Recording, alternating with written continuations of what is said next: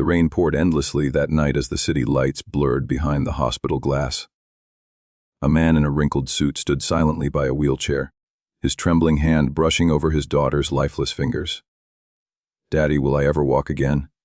she whispered, her eyes filled with tears. The man, a billionaire CEO who had built empires, couldn't find a single word. For the first time in his life, his money meant nothing. But fate, in its quiet, mysterious way, was already weaving a miracle, in the form of a man who had nothing to give but his heart. Richard Bennett had everything a man could dream of: wealth, reputation, and power. He was the CEO of a multinational corporation, the kind of man who could make a single phone call and change someone's life.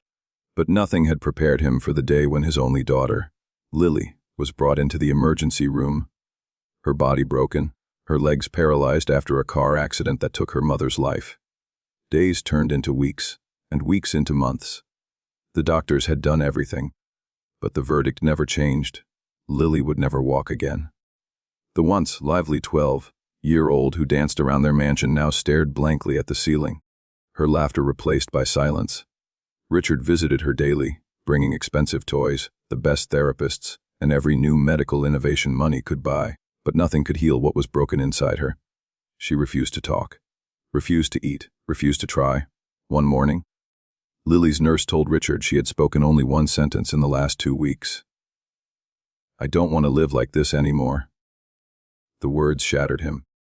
He locked himself in his office that night, his tears mixing with the rain outside the window. If only there was someone who could bring her back to life, he whispered. Fate answered, not with a doctor, but with a stranger. That stranger was Daniel, a single father working as a janitor in the hospital. He had lost his wife 2 years ago and was raising his 10-year-old son Max alone. Despite his own struggles, Daniel carried a light in his eyes, the kind that comes from someone who has known pain, but still chooses to smile. One afternoon, Daniel noticed Lily sitting alone in the hospital garden, staring blankly at the pigeons. Max was chasing them with laughter. He ran too close, tripped, and scraped his knee. As Daniel rushed to him, Lily's eyes flickered for the first time in days. "You're okay, buddy," Daniel said softly to his son. "We fall, but we always get up again." Something about those words struck Lily. Later that evening, she quietly told her nurse, "That man, the one who said we'll always get up again, I want to see him." When Richard found out, he was confused. Why would his daughter want to talk to a janitor? Still, he agreed, because anything that made her speak again was worth it. Daniel met Lily the next day. She sat silently at first, studying his face. Then she whispered, "You don't look rich. Why are you happy?" Daniel smiled gently. "Because happiness isn't about what you have, sweetheart. It's about who you have." She looked down at her useless legs and muttered, "Then I have no one." Daniel crouched in front of her, his voice calm but firm. "You have me now, and I'll help you, if you let me." Those 5 words, "I'll help you if you let me," became the first spark of hope Lily had felt since the accident. Daniel began visiting Lily every evening after his shift. He didn't treat her like a patient. He treated her like a friend. They played cards, told stories, and laughed. Slowly, the color returned to her cheeks. One day, Daniel brought his son Max to meet her again. "Show Lily what we practiced," he said. Max clumsily performed a short dance, the same one Lily used to love. She couldn't help but smile. "Do you know," Daniel said softly, "my son couldn't walk after he was born. The doctors said his legs were too weak.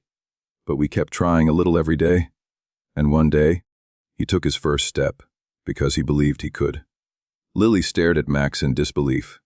"You mean it's possible?" Daniel nodded. "It's always possible. When you stop saying I can't." That night, Lily asked her father for the first time, "Daddy, can we try again?" Richard was stunned. He looked at Daniel, then back at his daughter. For the first time, he saw light in her eyes again. Daniel volunteered to help with her therapy sessions. Unlike the professionals, he didn't use strict routines. He used laughter, stories, and kindness. Every time Lily fell, he whispered, "We fall so we can rise stronger." The weeks passed. Lily began to move her toes, then her legs. The doctors called it unbelievable, but Daniel called it faith. But one afternoon, during a therapy session, Lily stood up for the first time. Her legs trembled, but Daniel was right beside her, whispering again, "I'll help you." Richard watched from the doorway, tears streaming down his face. The man who had bought everything finally learned that hope couldn't be bought. It had to be given. Months later, Lily walked into her school with Daniel and Max by her side. She handed Daniel a small locket that read, "Thank you for giving me my life back." Richard offered Daniel a high-paying position at his company, but Daniel politely refused. "I don't need more money," he said with a smile. "I already have everything I need." The camera fades out as Lily walks down the garden path, the same path where she once sat in despair. Daniel's voice echoes in the background. Miracles don't happen in hospitals or boardrooms. They happen when one heart decides to lift another. A true strength doesn't come from wealth or power. It comes from compassion. Sometimes, the greatest miracles begin with just one whisper of hope. "I'll help you."